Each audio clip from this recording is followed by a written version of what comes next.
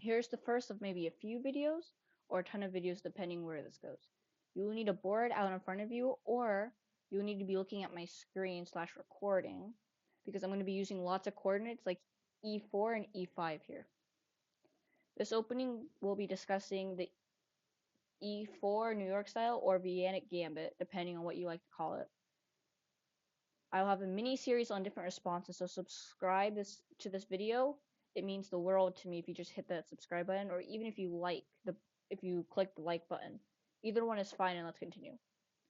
Here, the first move is E4 for white. This is a white only opening. If you try to use it on black, it won't work.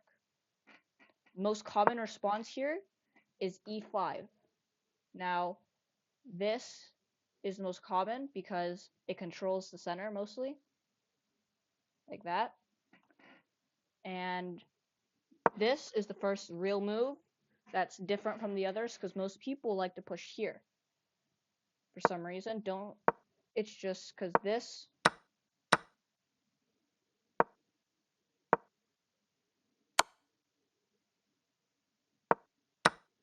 because of that, they like doing that.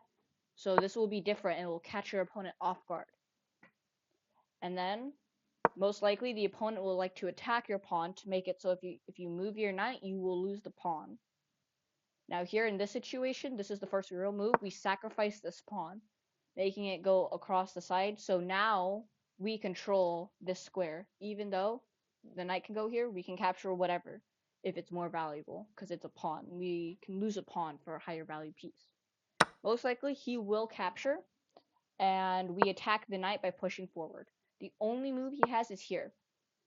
If he goes here or here, the queen attacks. If he goes here or here, the knight attacks. He can't go here because of the pawn, and he can't go here because of the pawn. So his only move is here. He can't go here because of the king. So then here, I like to defend the pawn. It also attacks this pawn right here with the bishop. And most likely he will want to respond with a defense. If he doesn't, you can go ahead and capture it.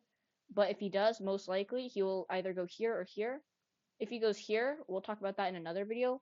But most of the time in my games, I've seen him go here. So I like going here. It attacks him here and here. And he can't go here because of the pawn. So he has to retreat to one of these squares. And most likely that's what he does. He retreats all the way to the back.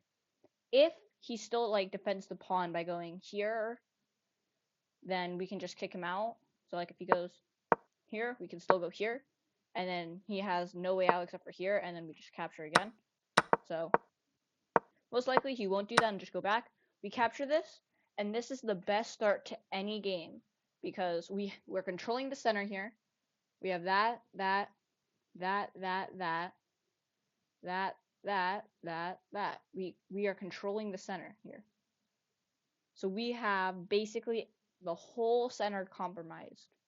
And he can do nothing about it because none of his pieces in here have moved. He will have to move every single piece, and that would cost him time. Meanwhile, we can move even more pieces and start our attack.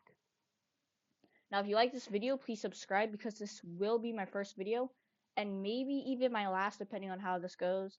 I know the YouTube algorithm has to make you post a few videos for it to actually be on someone's For You page, but I may just stop here. I don't know.